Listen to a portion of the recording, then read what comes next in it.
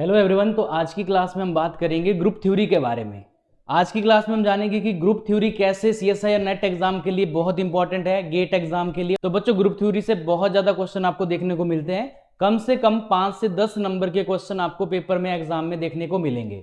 तो आज की क्लास में हम जानेंगे कि ग्रुप थ्योरी क्या है, कैसे इसकी हेल्प से हम मॉलिक्यूल की सिमेट्री को फाइंड आउट कर सकते हैं। तो सबसे पहले group theory is a mathematical expression by the use of which we can determine the symmetry of a molecule।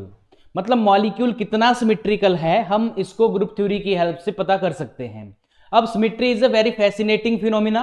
Equal distribution of mass, charge और the atoms are called symmetry. और with the help of symmetry we can calculate the chirality, structure, shape, polarity as well as spectra of a molecule. तो यहां पर group theory में सबसे पहली term हम पढ़ने जा रहे हैं जो कि है सिमेट्री ऑपरेशंस। Symmetry operation.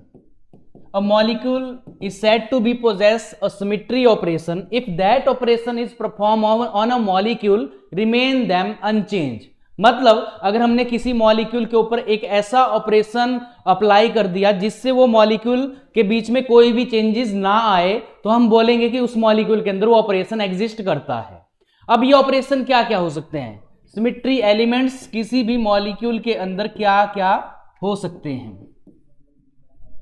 ठीक है बच्चों, तो सिमेट्री एलिमेंट कोई भी एक ऐसा पॉइंट हो सकता है, कोई लाइन हो सकती है, या फिर कोई एक्सिस हो सकती है जिसको अगर हम मॉलिक्यूल के बीच से पास करें तो मॉलिक्यूल के बीच में कोई भी चेंजेस ना आए। अगर मॉलिक्यूल के अंदर चेंजेस आ गए मतलब उसके अंदर वो एलिमेंट एग्जिस्ट नहीं करेगा। और अगर मॉलिक्यूल सेम है, उसकी जो ओरिएंटेशन है एटम की, बॉन्ड की, अगर वो सेम है मतलब उसके अंदर वो सिमेट्री एलिमेंट एग्जिस्ट करता है। अब यहां पे पॉसिबल सिमेट्री एलिमेंट किसी भी मॉलिक्यूल के अंदर क्या क्या हो सकते हैं ये हम यहां पे देखेंगे। तो यहां पे हम एक टेबल बनाएंगे, यहां पे हम लिख रहे हैं एलिमेंट, ठीक है, ऑपरेशन एंड लास्ट में फॉर्मूला या सिंबल। तो सबसे पहला जो एलिमेंट है वो है axis of symmetry. Axis of symmetry. दूसरा plane of symmetry, plane of symmetry. Third one is inversion centre, जिसको हम सेंटर ऑफ सिमेट्री भी बोलते हैं। And last one is improper axis of rotation.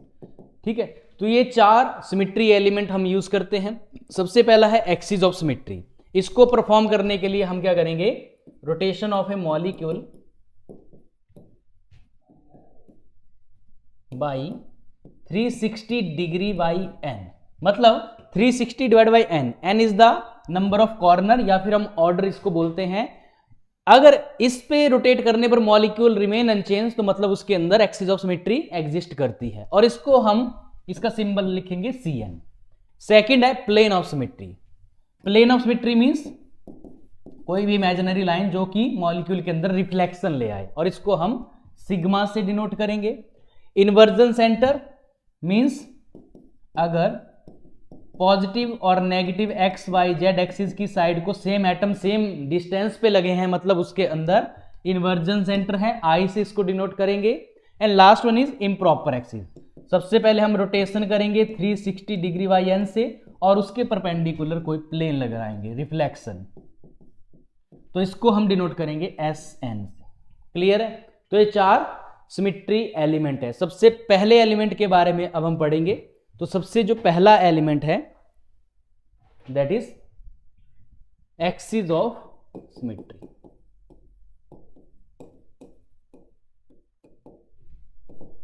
So axis of symmetry means it is an imaginary line, or we can say that it is an imaginary axis by the rotation of which the molecule remain unchanged।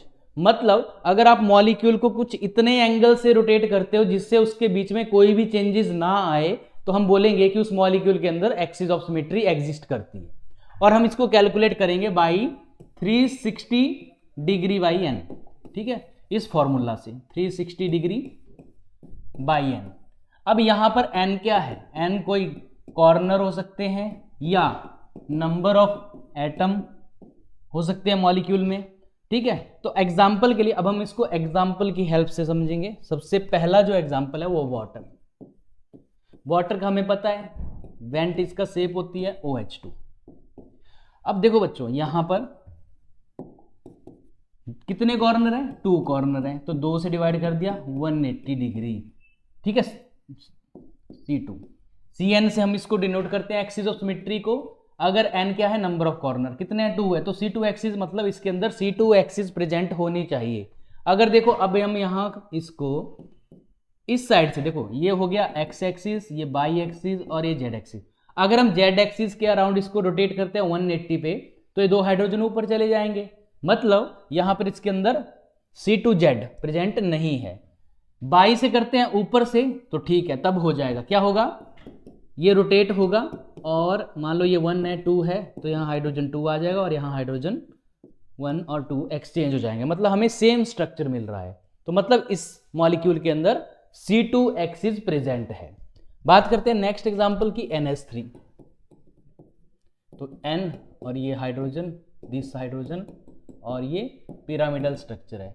अब इसके अंदर देखो ये जो hydrogen है, तीनों hydrogen है, ये वैसे हैं जैसे एक फैन के विंग होते हैं, ठीक है। 120 डिग्री इन सब में बॉन्ड एंगल है। अगर हम ऊपर से इसको 120 डिग्री पे रोटेट करें, मतलब देखो यहाँ पे 360 डिग्री बाई एन कितना है, नंबर ऑफ कॉर्नर, 3 कॉर्नर है, तो यहां से कितना आ जाएगा 120 डिग्री। मतलब हम इसको अगर 120 डिग्री पे रोटेट करते हैं तो ये हाइड्रोजन एक्सचेंज हो जाएंगे और हमें सेम स्ट्रक्चर मिलेगा। तो मतलब इस मॉलिक्यूल के अंदर C3, कौन सी, C3 एक्सिस प्रेजेंट है।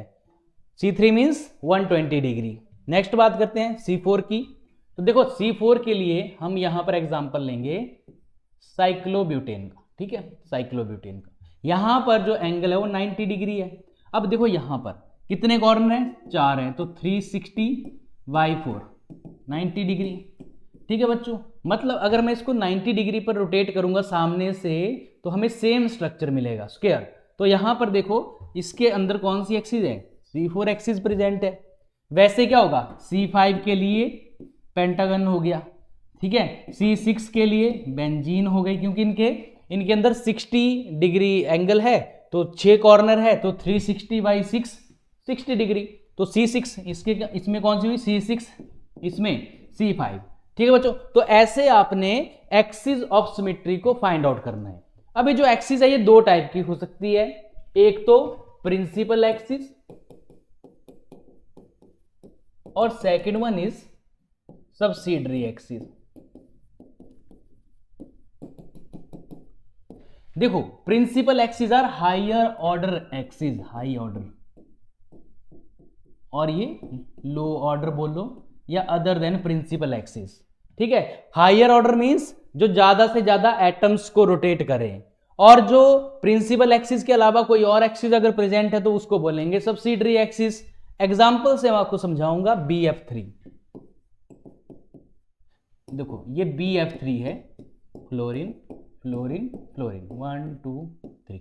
देखो बच्चों अगर मैं इसको सामने से, हमने देखो यहां से 360 बाई 3 120, मैंने इसको सामने से अगर 120 डिग्री पर रोटेट करूंगा तो इसके अंदर 1 2 3 तीनों फ्लोरीन अपनी पोजीशन को एक्सचेंज करेंगे।